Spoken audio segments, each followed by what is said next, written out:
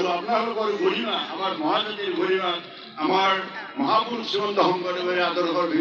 সাংস্কৃতিক আৰু সামাজিক আৰু ধৰ্মীয় আধ্যাত্মিক আদৰ্শৰ ভিত্তিত আমি থিয় হৈ সমস্ত মানৱ জাতিক আমি উচ্চগিৰে ক'ব পাৰিছোঁ যে আমি এটা অসমীয়া মহাজাতি এটা অত্যন্ত চহকী সংস্কৃতিবান সভ্য আৰু সকলোৱে আধ্যাত্মিকভাৱে মিলিত হৈ থকা এটা মহাজাতি আৰু আমি এই মহামিলনৰ যিটো ক্ষেত্ৰ আমি ইয়াত নিৰ্মাণ কৰিছোঁ এইটো গোটেই ভাৰতবৰ্ষ তথা পৃথিৱীলৈ বিয়পি যাব। আজি আমি এই বাৰ্তা যে দিব পাৰিছোঁ এই বাৰ্তা দিব পৰাৰ গুৰিত হৈছে মহাপুৰুষ শ্ৰীমন্ত শংকৰদেৱৰ এক অক্ষয় প্ৰতিভাৰ স্ফুৰণ হৈছে আমাৰ মাজত। মহাপুৰুষ শ্ৰীমন্ত শংকৰদেৱে আমাৰ এই উত্তৰ পূৰ্বাঞ্চলত আজিৰ পৰা প্ৰায় 4-5 বছৰ পূৰ্বে তাতকৈ অধিক কৰি আজি আমি 574 সংখ্যক গুৰু আৱিৰ্ভাৱ মহোৎসৱ আমি পালন কৰিছোঁ। ইমান বছৰ পূৰ্বে আমাৰ মহাপুৰুষ শ্ৰীমন্ত শংকৰদেৱজনে গুৰুজনাই এই অসম ভূমিত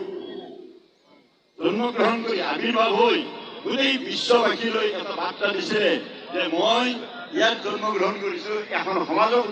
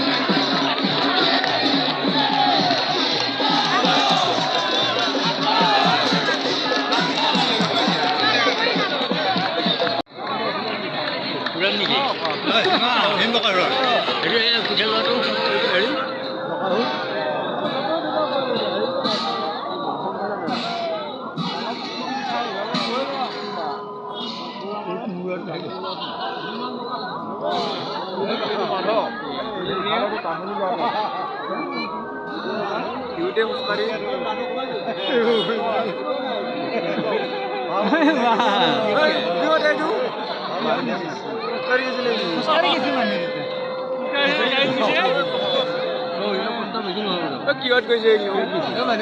খোজকাঢ়ি গৈছে খোজকাঢ়ি গৈছে নেকি খোজকাঢ়ি গৈছে কিমান বাট যাব লাগা লাগা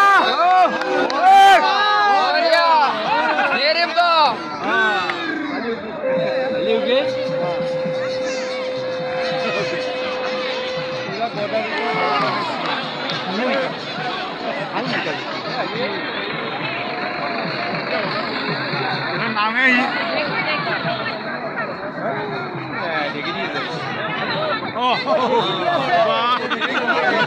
बढ़िया